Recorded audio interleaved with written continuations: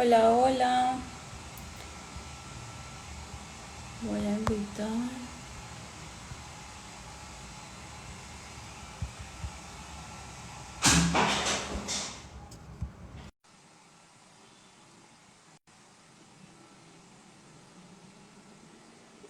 Buenas noches a todos los que se están conectando. Listo. La dan Hola, ¿cómo vas? bien, bien.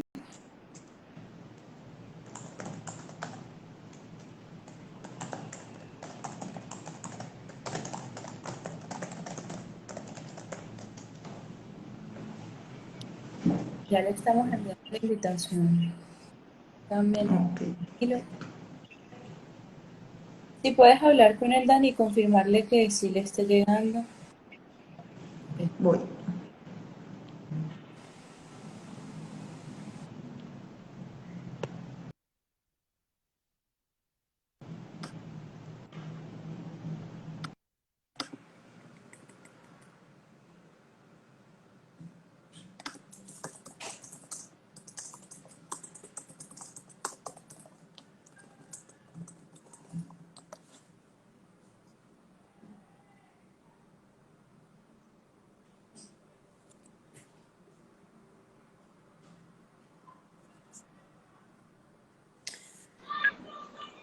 Listo.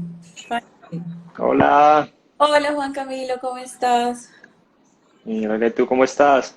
Bien, muchísimas gracias. Creo que acabamos de perder a Dani, pero bueno, ahí vamos Ah, bueno, ella regresa.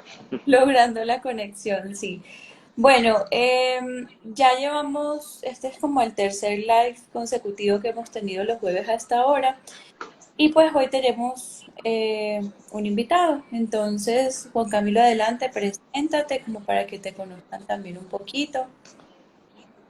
Bueno, muy buenas noches a todos, pues muchas gracias por invitarme. Mi nombre es Juan Camilo Aguirre, yo soy médico de la Universidad de Antioquia, psiquiatra de la Universidad CES y tengo una subespecialización en psiquiatría pediátrica, psiquiatría infantil de la Universidad de Antioquia también.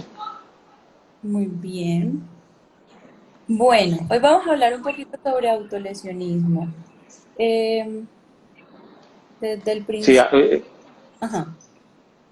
sí, pues, me parece, cuando me hicieron la invitación que hablábamos con Daniela, pues le decía que me parecía pues que era un tema supremamente importante, interesante, porque creo que es una de las cosas, especialmente en el ámbito de la psiquiatría pues infantil, en la psiquiatría pues de los adolescentes, por las que más consultan y por las que más se generan miedos y angustias innecesarias a veces, pero también que existen una cantidad de mitos que tienden a trivializar pues lo que sucede, que también puede llegar a ser pues peligroso, ¿cierto? Entonces es súper interesante que podamos tener la oportunidad de conversar del tema, aclarar dudas y sobre todo lo que yo insisto cada vez que salgo pues como en alguna cosa de esto, seguir rompiendo pues como tantas barreras y tantos mitos que existen alrededor de la salud mental.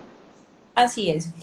Entonces, como Juan Camilo ha dicho, la idea es también derribar dudas y esas barreras. Por favor, nos pueden ir comentando si de repente tienen alguna pregunta, alguna duda. Vamos a hacerlo a manera de conversación, pero pueden interactuar con nosotros todo el tiempo. Entonces, la idea es que sea también, que ustedes también participen. Entonces, empecemos un poquito, ¿cómo podemos definir el autolesionismo? Ay, hola Dani. Ahora sí. Página. Hola Dani, Hola Juan, hola ¿cómo Gaby. estás? Listo. Muy bien, ¿y Ya Juan tú? Camilo te presentó un poquito. La idea ahora es como ya empezar a hablar sobre el tema, cómo podemos definir el autolesionismo y bueno, entrar en materia. Es, yo creo que esa es súper importante que esa sea como la primera intervención que hagamos y nos preguntemos, porque definitivamente una de las dificultades ahí es que, y de hecho pues de las dificultades que hay en el mundo en el tema de investigación con el tema de autolesionismo es ese, es no lograr ponernos todavía muy de acuerdo sobre qué es el autolesionismo. Y, y si todos los autolesionismos caben en la misma bolsa y tenemos que mirarlos de la misma manera. Entonces, lo primero que hay que entender es que y bueno, porque aquí pues hay no solamente pues digamos gente del común, sino que también seguramente habrán algunos médicos que están escuchando y de pronto también habrán leído alguna cosa diferente, es que van a probablemente en la literatura encontrar una diversidad de términos y una diversidad de definiciones. Pero finalmente si fuéramos como a tratar de abarcar en qué va el mundo, yo creo que lo más claro es que el autolesionismo se define como todas aquellas lesiones voluntariamente infringidas al cuerpo con la intención de aliviar o mejorar una sintomatología emocional. Es como un poquito largo y un poquito extenso, pero es muy importante que englobe todo eso, porque si no, entonces podríamos quedarnos como que cualquiera que se muerde los uñeritos, pues está haciendo autolesionismo y no puede quedar todo dentro del mismo paquete, porque del que vamos a hablar específicamente y que es el que, el que más nos llama la atención, que es el autolesionismo no suicida, ¿cierto? Eh, es una intención de daño para el alivio emocional, y eso pues es como lo que tiene que ir quedando como claro del autolesionismo. Muy bien. Hay algo que acabas de decir y que está muy en la literatura, es autolesionismo no suicida. O sea, la intención de tomar la decisión de causar un daño o hacer una lesión hacia uno mismo, nunca, o sea, no, del que estamos hablando no es con la intención de llegar Uh-huh. a acabar con la vida. Exactamente, no puede caber ahí, porque entonces ya estaríamos hablando pues del intento de suicidio, que en el autolesionismo quepa la idea en la persona, ¿cierto? En la persona que lo hace, esté la idea de que con ese puede atentar contra su vida. Es muy claro que el autolesionismo en sí mismo se define, es como para aliviar el síntoma emocional, no con la intención de muerte. Lo que no significa, y eso es una diferencia, que el autolesionismo no suicida no esté asociado con intentos de suicidio posteriores, porque ahorita lo vamos a hablar, pues esa es una de las asociaciones y los riesgos importantes que tiene y la importancia que tiene manejar el autolesionismo a tiempo. Okay.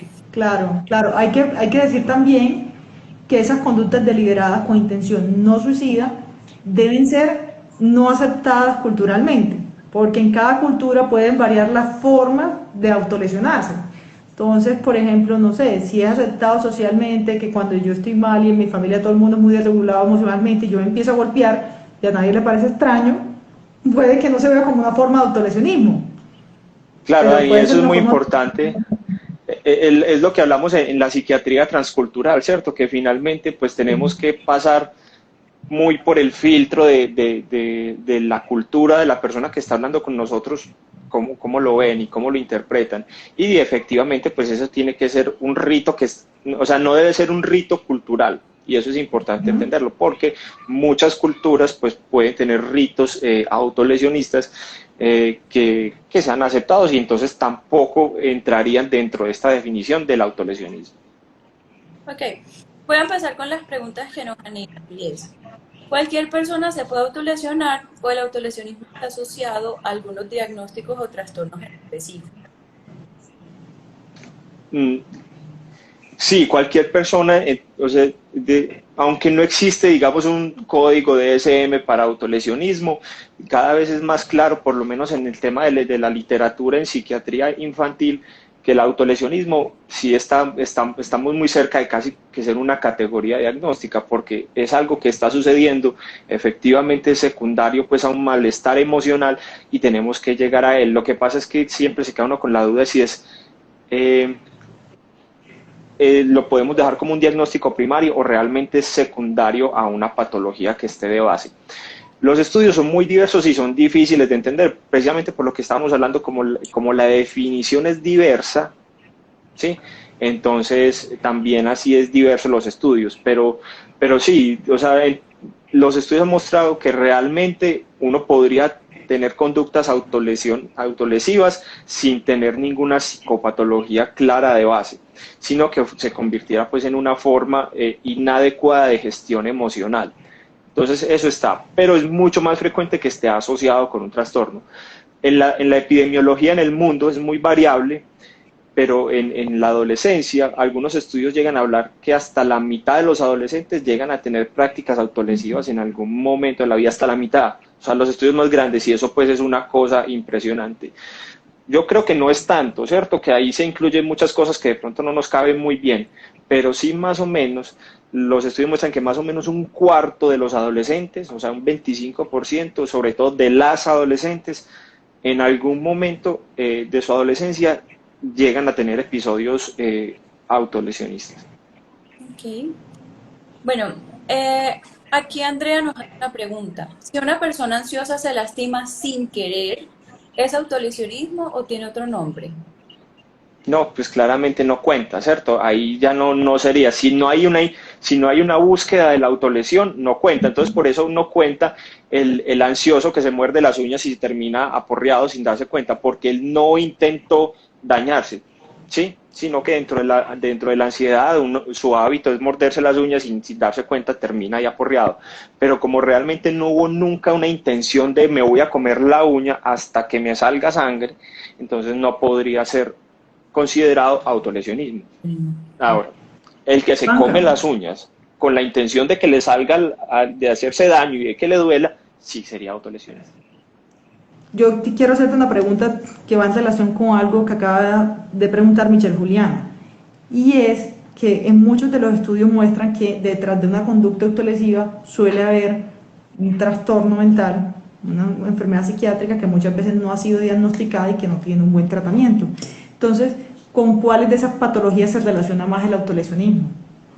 Y es importante entenderlo, y esa, digamos, ese es parte del gran esfuerzo que se hace para entender el autolesionismo como grupo, y es porque bien, lo que nos están mostrando como la evidencia hoy en día es que las personas con autolesionismo tienen algunas disfunciones neurobiológicas diferentes de quienes se lastiman por razones diferentes. Entonces, antes de responderte el tema de la comorbilidad, pues es importante, por ejemplo, resaltar que los jóvenes con autolesionismo en los estudios neurobiológicos han demostrado, por ejemplo, que tienen disregulaciones del eje hipotálamo hipófisis adrenal, es decir, que tienen un mal manejo del estrés y que en lugar de tener, por ejemplo, niveles elevados de cortisol, tienden a mantener niveles muy bajos de cortisol, es decir, no logran como estresarse cuando se deban estresar, y pareciera que ese autolesionismo es como una búsqueda también de regularse hormonalmente. Pero no solamente eso, también se han encontrado pues alteraciones genéticas, hay genes candidatos, especialmente los genes que codifican los transportadores de serotonina, que nos hablan pues ahí como de esa asociación importante que hay con otras comorbilidades. Se han encontrado disfunciones funcionales a nivel de la corteza prefrontal medial especialmente, también algunas irregularidades funcionales de todo el sistema límbico. Entonces, precisamente como porque pareciera que tienen un camino distinto, se ha ido pues como tratando de sacar este grupo. Sin embargo, sí es muy claro que las personas que tienen autolesionismo tienen una asociación muy alta con otras patologías o con otros trastornos psiquiátricos bien establecidos. Por supuesto, los trastornos del ánimo son digamos, los reyes ahí, ¿cierto? Lo más claro, todo lo que tiene que ver con los episodios depresivos y todos los tipos de episodios depresivos son los más asociados con el autolesionismo. La ansiedad a veces puntúa mucho, a veces no tanto, pero sabemos pues de todos modos que estas son comorbilidades siempre amplias, o sea, es muy usual pues la depresión y la ansiedad juntas. Ahí vendrían los trastornos de personalidad, ¿cierto? Aunque en la adolescencia teóricamente uno todavía patina un poquito para el tema de la personalidad, ¿cierto? Para el tema de los diagnósticos de personalidad, por el tema del neurodesarrollo, los rasgos caracteriológicos, temperamentales, por ejemplo, del espectro límite, si son muy biológicos y son fácilmente identificables en los muchachos desde muy jóvenes y pueden estar asociados con autolesionismo. Y los trastornos de conducta, ¿listo? Que también son muy comunes en la infancia y en la adolescencia. El trastorno posicionista desafiante o el trastorno de conducta disocial está muy asociado con el autolesionismo. Ok. Hay una pregunta que nos han hecho mucho, y es si el autolesionismo es solo de la adolescencia o si se puede mantener en la adultez. ¿Sí? Que es muy curioso porque uno en los adultos, sobre todo adultos mayores, no suele ver conducta autolesiva, aunque pueden existir y pueden presentarse. Entonces, ¿qué piensas de eso? ¿De por qué no se encuentra tanto en la adultez? Mira, la epidemiología mundial muestra que realmente el autolesionismo es muy, muy raro en los niños pequeños y es exótico también en los adultos, especialmente en adultos mayores. Es decir, realmente es muy, muy típico, es un evento muy típico de la adolescencia y de los adultos más jóvenes. Está como ahí, es decir, podríamos seguir hablando en esos adultos jóvenes todavía de la adolescencia, ¿cierto? Es decir, de personas que todavía no tienen un neurodesarrollo completo. Y esa es como la teoría. La teoría es que no existe todavía como el filtro prefrontal completo, no está completamente armada esa corteza prefrontal, entonces no hay un buen control inhibitorio, no hay un buen desarrollo pues, de la corteza prefrontal para la gestión emocional y esa combinación es la que lleva al autolesionismo. Suele persistir en la adultez, sobre todo cuando está asociada con los trastornos de la personalidad. Si no, es más bien raro. Y lo más típico, digamos, el gran grupo, si es en la adolescencia, el pico de edad de la epidemiología lo pone más o menos hacia los 13, 14 años en las mujeres, un poquito antes en los hombres, pero está como por ahí. Ok, hay una pregunta que nos están haciendo mucho, que estaba leyendo los comentarios, y es ¿qué cuenta y qué no cuenta como lesionismo? Y hasta el momento hemos dicho que es una conducta deliberada, es decir, que es con intención. También dijimos que no tiene pues como la intención de acabar con la vida, no es con la intención suicida, pero me parece que estamos pasando por alto el malestar emocional. Entonces, Ujú. un poquito sobre el malestar emocional para que empiecen a quedar claras las preguntas y así empezamos como a decir que no. Eso serían eso, o sea, el que sea, tiene que ser bueno, primero obviamente tiene que ser una conducta autolesiva, es decir, tiene que haber un daño, ¿cierto? O sea, tiene que ser la intención de hacerse un daño. Debe haber la intención de dañarse, no debe haber intención de suicidio, ¿sí? Y el autolesionismo debe ser siempre para la gestión emocional, o sea, para el alivio de los síntomas emocionales. Es fundamental, digamos, que cumpla como esas 4 características para que estemos hablando como del autolesionismo, ¿cierto? Como que estamos hablando en lo mismo. Ahora, ¿qué tipos de autolesionismo hay? Supongo que están tratando de preguntar qué hace la gente. Pues, en los estudios uno lee las cosas más extrañas y en la consulta las ve todavía más extrañas, ¿sí? Por supuesto, por mucho, lo grande es el cortarse, ¿cierto? Y llegamos a los eufemismos que a mí no me gustan mucho, por ejemplo, como el cutting, ¿cierto? Hablar de cutting porque es como ponerle una palabra muy bonita a una cosa que debe ser de importancia y a veces los adolescentes entonces también lo cogen como de moda, entonces estamos en cutting, ¿cierto? Como con la palabra, entonces es mejor decir es autolesionismo, ¿cierto? Es autoagresión o es ponerle como ese nombre para que quede claro, es cortarse, pues es lo más común, pero de ahí para atrás, de ahí para adelante, pues son muchos. Hay de pronto un poquito de diferencias, pues como en algunas cosas entre hombres y mujeres. Los hombres suelen ser un poquito más bruscos y entonces el tema, por ejemplo, de darse golpes, ¿sí? O golpear paredes, o meterse, por ejemplo, en peleas buscando que lo golpeen, es mucho más frecuente de los hombres, ¿sí? Y en las mujeres quemarse es mucho más frecuente de los hombres. Y en las mujeres es mucho más frecuente el cortarse, ¿cierto? Es mucho más frecuente el morderse en cualquier parte, ¿sí? Hay personas que se muerden pues, en cualquier parte del cuerpo, incluso labios, lengua, que son otros lugares donde pueden esconder muy bien las lesiones. Enterrarse agujas también es una cosa muy frecuente y en algunos estudios lo incluyen, no en todos. A mí me parece que hay que tener cuidado con esa inclusión, por ejemplo la toma de medicamentos, ¿cierto? Como la intoxicación autoinfligida pero sin la intención de muerte. Eso es un poquito complicado, a mí me parece que eso ensucia a veces un poquito el diagnóstico, pero si lo lee uno, si lo puede encontrar. Okay. Aquí hay una pregunta. ¿Puede, eh, ¿Puede haber autolesiones que no impliquen un daño físico? Por ejemplo, ¿un atracón se puede considerar como autolesión según la intención? Un atracón es un atracón.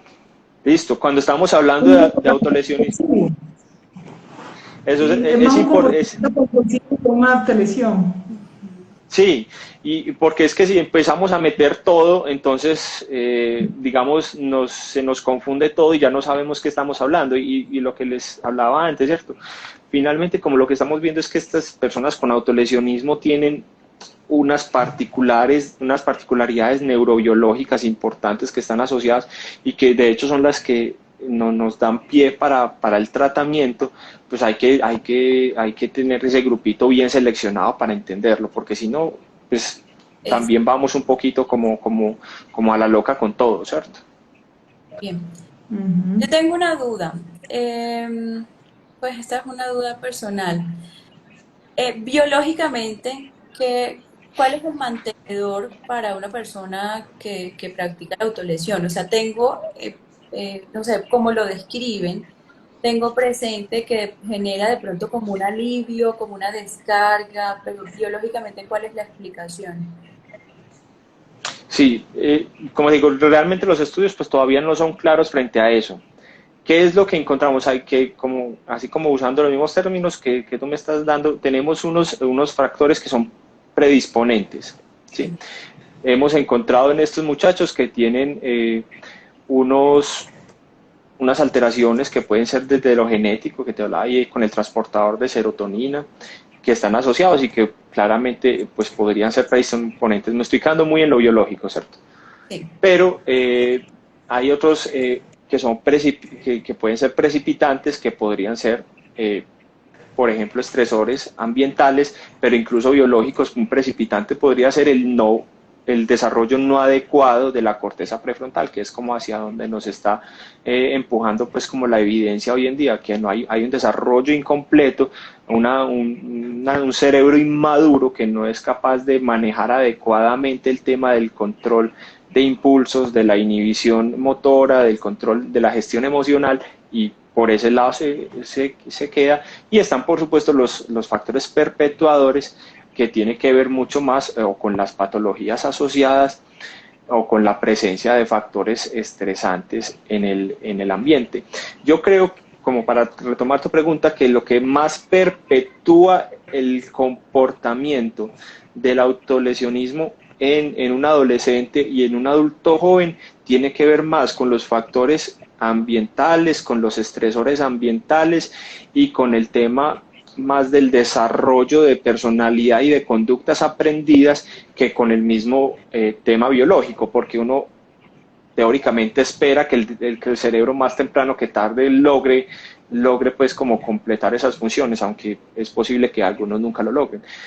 Pero probablemente son las conductas aprendidas lo que hace que perpetúen los comportamientos. Ok. Yo quisiera agregar algo a la pregunta de Gaby, explicar también para los que no saben qué es la corteza prefrontal, que es esta parte del cerebro que tenemos aquí adelante, que es la que más nos hace humanos, porque ayuda a que razonemos y que podamos sobre todo inhibir los impulsos. Entonces, ¿qué hace la corteza prefrontal cuando se desarrolla? Que si yo quiero, me siento muy mal y quiero pegarme, no lo haga porque me inhibe ese impulso o ese instinto, ¿sí? Es lo que hace que nos comportemos más humanos. Y otra de las cosas que pasa con las conductas autolesivas y el dolor es que en ese momento de malestar emocional también se ha visto que eso libera endorfinas y otras sustancias químicas que hacen que la gente sienta como un bienestar, algo como un placer, por así decirlo, momentáneamente. Y eso también puede perpetuar el ciclo, aunque como decía Juanca, no es tan Pero por ejemplo, potente como Dani, los factores. ahorita se me pasó, no lo mencioné, pero por ejemplo, dentro de los factores biológicos también han encontrado que las personas con autolesionismo tienden a mantener niveles más bajos de betaendorfina, y que eso también Uh-huh. justifique y explique la razón del autolesionismo, porque para poder generar como la misma sensación de tranquilidad necesitan estímulos o daños mayores. Entonces uno a veces para generar pues un poquito como de betaendorfina pues hace un poquito de ejercicio y al molido al otro día pues le genera a uno el bienestar, pero estas personas necesitan un golpe fuerte, necesitan sentir el daño para poder sentir esa sensación placentera que tienen las endorfinas en el cuerpo, y que eso también podría ser una de las asociaciones que tienen el trastorno específicamente pues en estas personas. Muy bien. Quiero traer a la conversación un comentario que nos hace Oli, soy Eli, es que dice que a los 10 minutos se siente peor hasta que se aumenta la ansiedad y de que se den cuenta de que no existe. Entonces lo describe como un círculo vicioso. Claro, y es que eso es clave. Eh, el autolesionismo nunca resuelve el problema, ¿cierto? Uno se usa para aliviar el malestar emocional, pero realmente no soluciona lo que te causa el malestar emocional. Entonces, eso es muy típico de todas los adolescentes, siempre lo escucha uno, siempre, esto es claro. Dice, yo lo hago porque no soy capaz, porque no soy capaz de aguantármelo, porque el cuerpo, digamos, me lo pide, así me lo dicen a mí, el cuerpo me pide hacerlo, pero después de que lo hago me siento mal y es porque evidentemente después de que lo hace, después de que pasa pues como la liberación de la endorfina por el daño y que logra aliviar un poquito el malestar emocional que lo llevó a ese punto, el individuo pues el ser humano siempre va a decir, hombre, yo estoy haciendo algo que sé que no está bien porque finalmente es claramente algo que está en contra natura, por decirlo de alguna manera. Nuestros principios instintivos más básicos nos dicen que eso no se debería hacer y eso va a generar un malestar emocional. Aparte de eso, pues entran todas las situaciones. Recuerden que estamos hablando casi siempre pues, de adolescentes, le estoy fallando a mis papás, me dan todo y yo no pongo de mi parte, no soy capaz, hago todo, me miran mal, yo soy la oveja negra de la familia, que termina, como acaban de escribir en el comentario, convirtiendo no solamente en un círculo vicioso, sino que más que en un círculo vicioso, en una bola de nieve. Porque ojalá se quedara así chiquitico, pero esto empieza a escalar y a escalar y a escalar, a crecer, hasta que pasamos del autolesionismo a la gran preocupación que es los intentos de suicidio.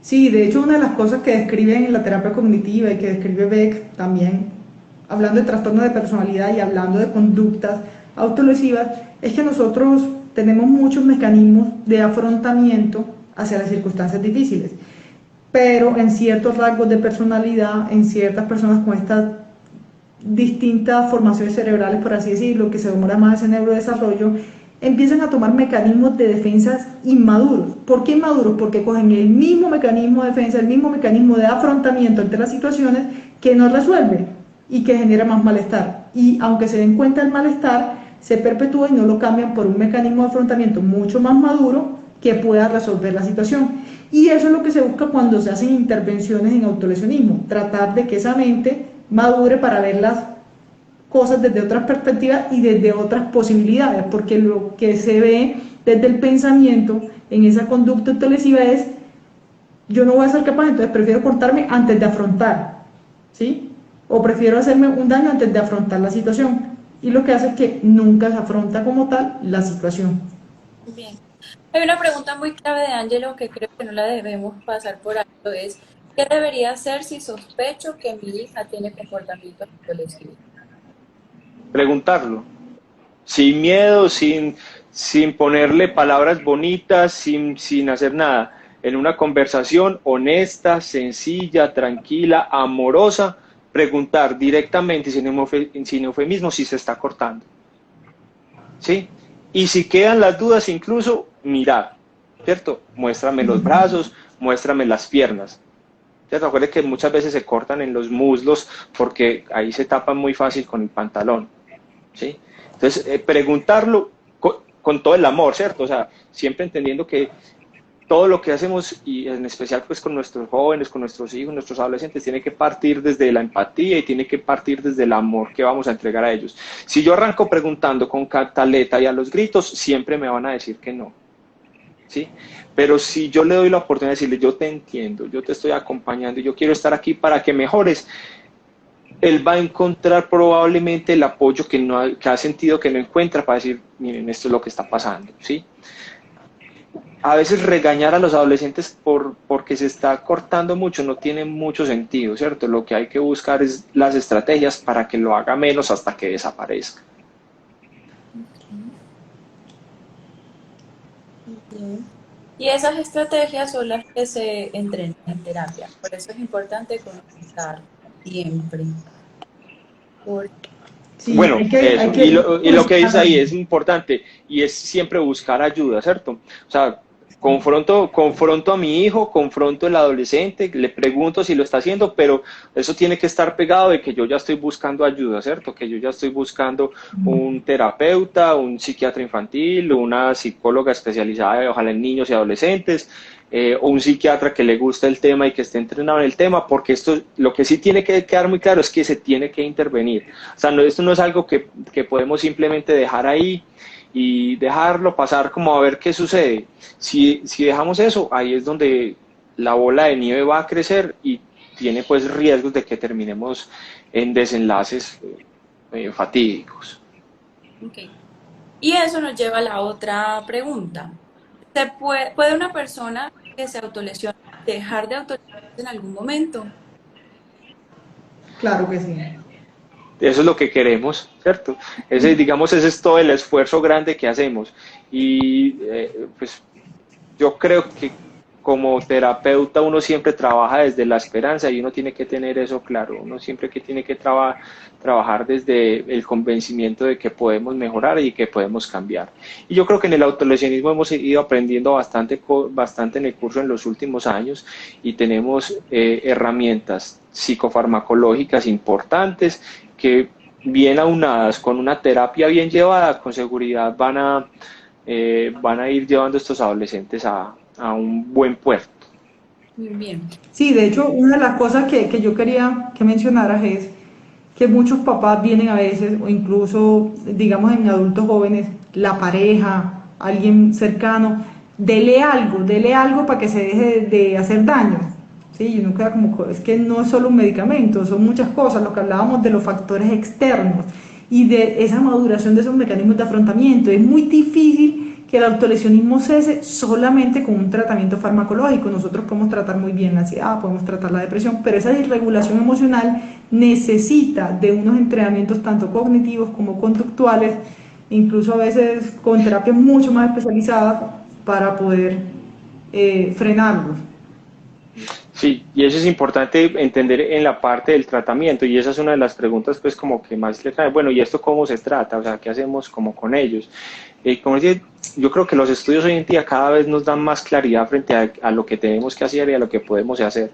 Y efectivamente, pues la mayor efectividad siempre va a estar como en el tratamiento combinado, tanto de medicamentos junto con una buena terapia. ¿Qué es lo que hemos venido encontrando hoy en día? Como las bases neurobiológicas nos hablan de que hay una inmadurez cerebral, estamos dándonos cuenta que el uso, por ejemplo, de los antipsicóticos de segunda generación, ya les voy a explicar un poquito más, sobre todo para los que no son médicos que están con nosotros me entiendan, son buenos medicamentos para ayudar a reducir de una manera muy significativa las conductas autolesivas. Entonces los antipsicóticos de segunda generación son unos medicamentos que nos hacen disminuir la impulsividad porque tienen un efecto específicamente en esa corteza prefrontal que ayuda a dar como un poquito de filtro, como a dar ese freno que de pronto neurobiológicamente todavía no lo tienen. Lo más común y lo que más se usa, de hecho pues lo que más tiene estudios en adolescentes es la risperidona y el aripiprazol. Los menciono pues porque sé que los papás pues ahí los van a escuchar, ¿sí? Algunos otros antipsicóticos que pueden estar ahí como la quetiapina y la olanzapina realmente tienen muy pocos estudios en adolescentes, aunque en adultos, por ejemplo, con la quetiapina hay unos estudios bien interesantes frente a este tema del autolesionismo y la impulsividad. Pero es muy importante entender que el medicamento por sí solo no suele pues quitar la condición, o sea, si no se intervienen finalmente también todos los otros factores perpetuadores que hay asociados alrededor del tema del autolesionismo. Entonces, una disfunción familiar, que es probablemente el factor más común asociado ahí, el tema del matoneo escolar, el bullying escolar, con temas por ejemplo, de desplazamientos, temas de cambios de colegio. Si eso no se corrige, pues probablemente las conductas autolesivas van a persistir porque estos factores van a hacer que él siga buscando a través de las lesiones pues el descanso emocional, número uno. Y número dos, pues además de esto, pues es necesario obviamente dar tratamiento pues a las comorbilidades o a las enfermedades asociadas que tenga. Entonces no es infrecuente ver que probablemente, si no es el 100%, de los adolescentes con autolesionismo van a estar en tratamiento también con algún antidepresivo, porque seguramente van a estar con trastornos del ánimo tipo depresión asociados, y es, digamos, lo que es claramente más frecuente. No es un medicamento que uno le dé porque eso vaya a desaparecer, sino porque al mejorar la depresión, pues también esperamos que mejore el autolesionismo. Ok. Correcto. También quiero aclarar una cosa, aquí hemos mencionado mucho el tema de la desregulación emocional, el tema de tratar de aliviar un malestar. Eso nos lleva a que siempre el autolesionismo está tratando de comunicar algo. En ese cerebro inmaduro y en esa inmadurez también emocional, la persona muchas veces no sabe cómo expresar sus emociones, no tiene inteligencia emocional, no sabe cómo llegarle a los demás. Y una forma de expresarse que es, uno dice, pues esto es algo como absurdo, ¿cómo me voy a expresar haciéndome daño?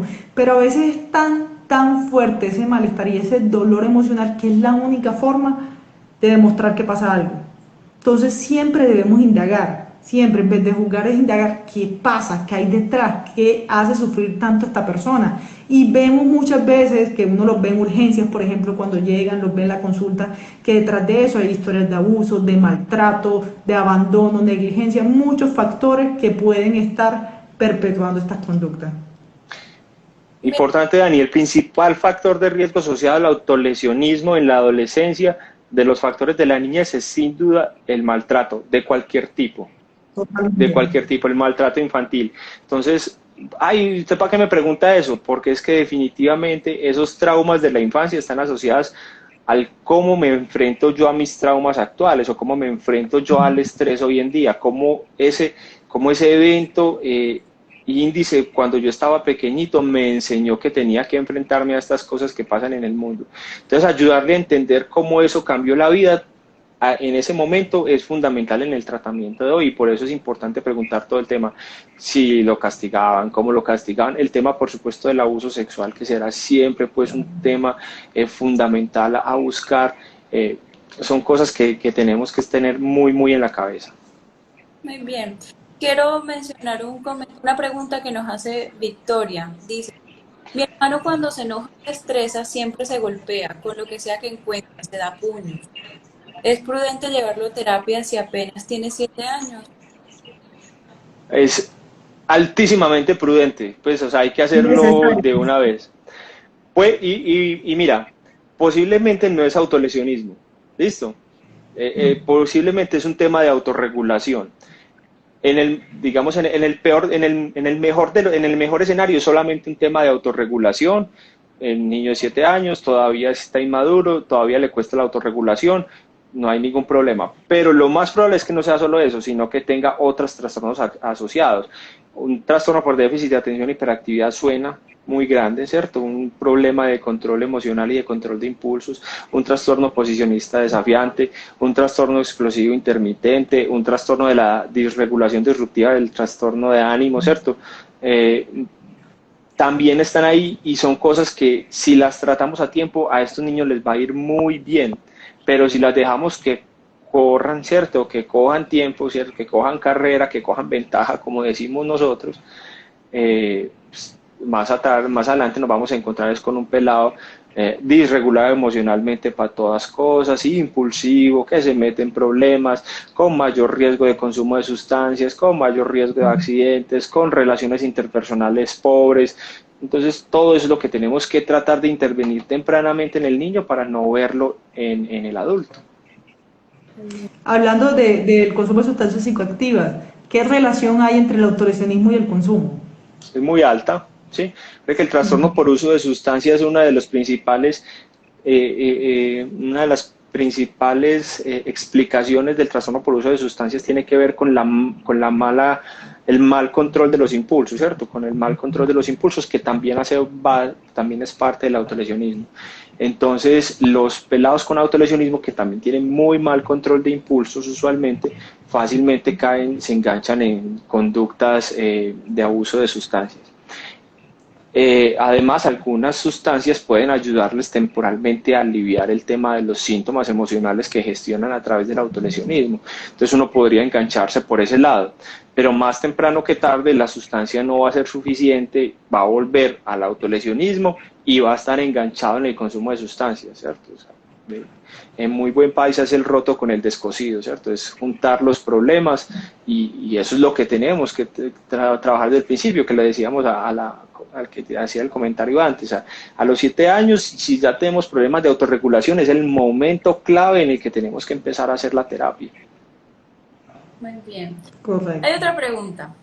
¿Puede que un adolescente que se autolesionaba se mejore, crezca y retome la... Podría pasar, sí, podría pasar.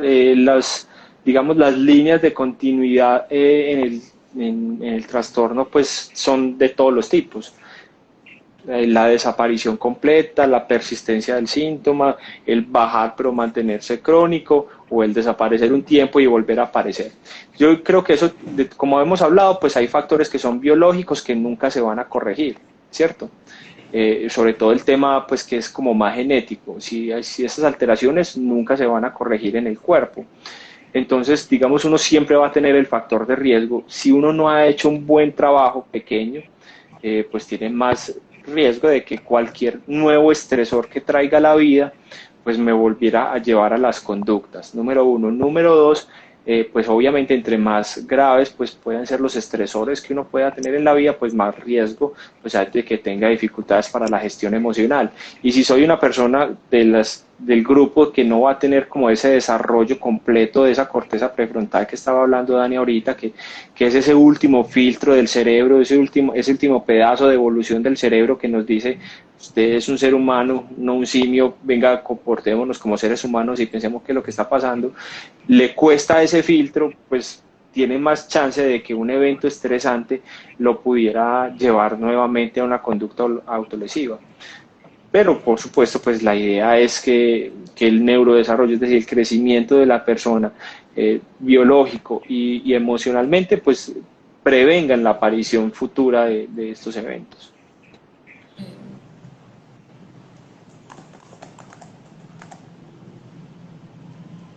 Yo quiero hacer una pregunta, Juanca, que nos hacen mucho y es de mucha polémica. ¿Pueden llegar a considerarse los tatuajes una forma de autolesionismo? Pues yo personalmente pienso que no, pues a mí que me gustan los tatuajes y que me los hago, yo no me hago el tatuaje con la intención de sufrir mientras me hago el tatuaje, ¿cierto? Entonces, aunque yo sé que duele y aunque yo sé que me va a doler, pues mientras me lo estoy haciendo no puedo decir que es un autolesionismo, ¿cierto? Porque yo no estoy buscando aliviar ningún malestar emocional a través de ese dolor que estoy sintiendo. Ahora, si la persona que me dice, no, es que yo me tatúo para que con el dolor que me está tatuando yo no sienta el dolor que estoy sintiendo emocionalmente, pues bueno, ahí ya sí se convertiría pues en un autolesionismo como de aguja, ¿sí? Pero digamos en términos prácticos, no es ser autolesionismo, no es autolesionismo pues el tema de tatuajes, ni perforaciones, ni nada de esas cosas. Exacto, es la intención con la que se haga. Si yo estoy muy mal emocionalmente y a mí lo único que me alivia en los momentos en que estoy mal es ir y sentir la aguja del tatuaje, puede que sea una práctica autolesiva.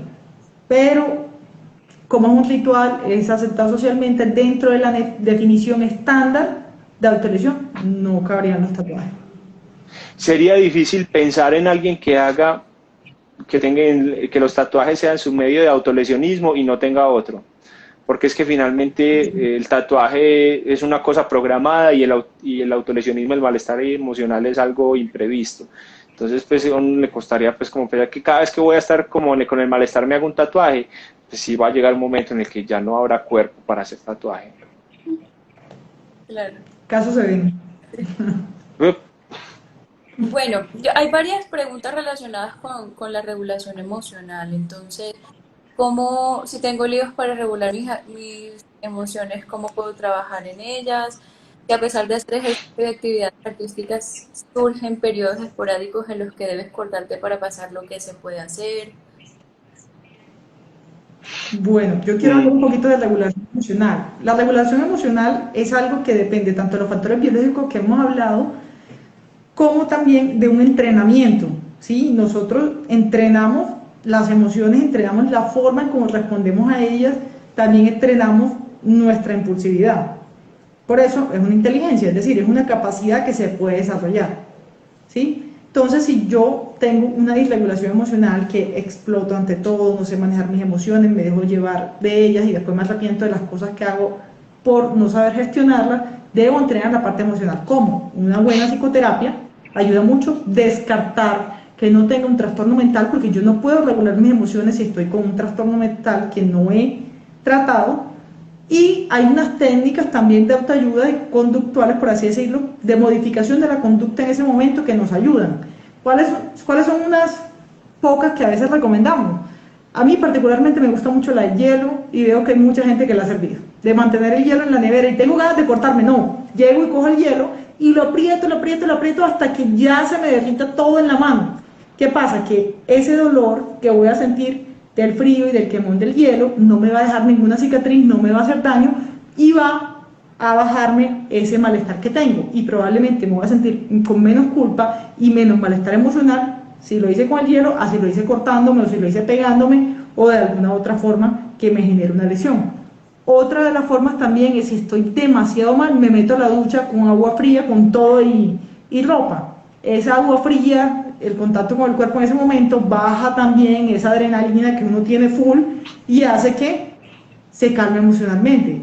Otro que yo le digo a la gente también, ponte a saltar en el puesto, salta durante un minuto, nadie cansado pelea.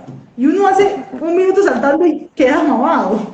Entonces también funciona muy bien. No sé, Juanca, qué otras técnicas nos puede decir que a veces se usen en los pacientes. Sí, sí, yo creo que eso es lo más importante, son las técnicas como de distracción emocional son muy importantes en ese momento y la mejor forma de lograr la distracción emocional usualmente es mediante un estímulo físico, que incluso esto se conecta un poquito como con la etiología o los principios del autolesionismo.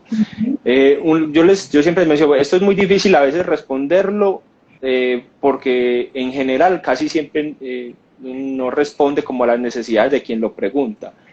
Eh, Uno dice, no, sí, vaya, bañese con agua fría. Ah, no, pero es que a mí me encanta el agua fría, a mí eso no me genera, ¿cierto? Entonces, siempre hay que entender que esto tiene que ir muy como en el deseo y en el gusto específico de cada persona, ¿cierto? Entonces, no crean las personas que se puede generalizar la estrategia. Normalmente la estrategia hay Sí. que pensarla en el contexto específico de cada persona, pero yo creo, Dani, que tú mencionas como las más claras. Sobre todo, yo siento y les digo muchas veces que hay como esto depende de la persona, o sea, hay personas entrenadas, o sea, en la autorregulación hay los nuevos y los entrenados, los que ya conocen cómo hacer esto y los que nunca les ha tocado.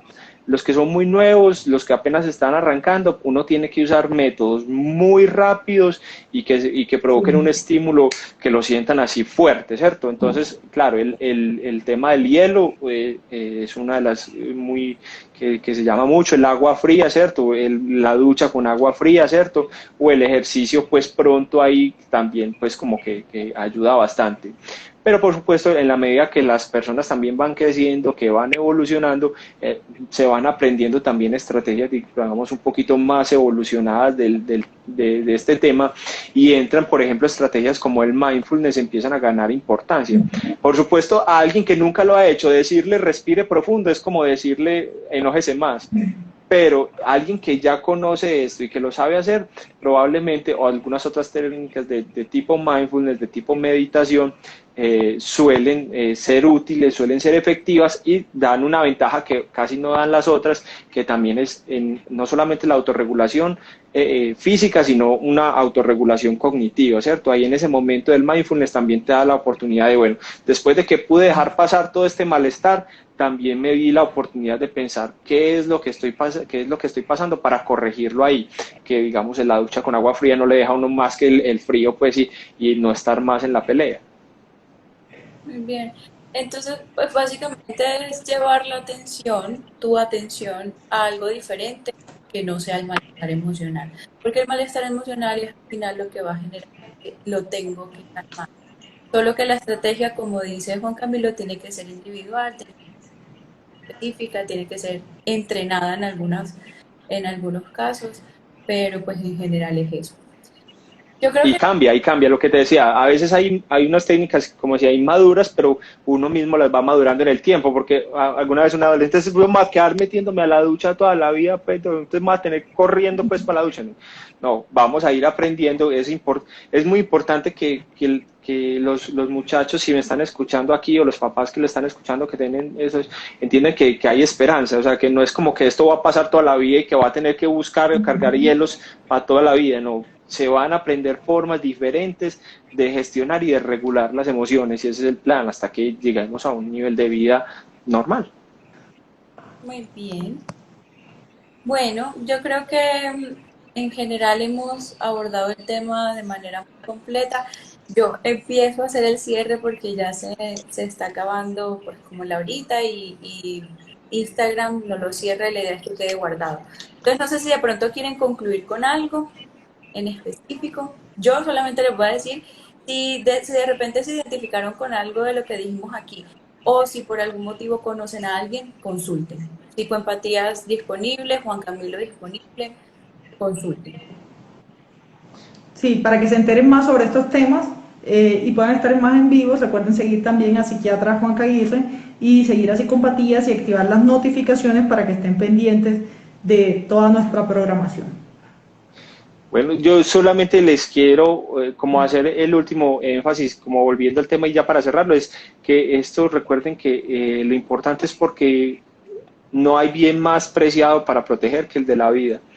Las personas, cuando yo estudié medicina, hace mucho más rato que ustedes que están tan jovencitas, había un dicho que era terrible, que uno escuchaba en los médicos de urgencias, y es que el perro que ladra no muerde.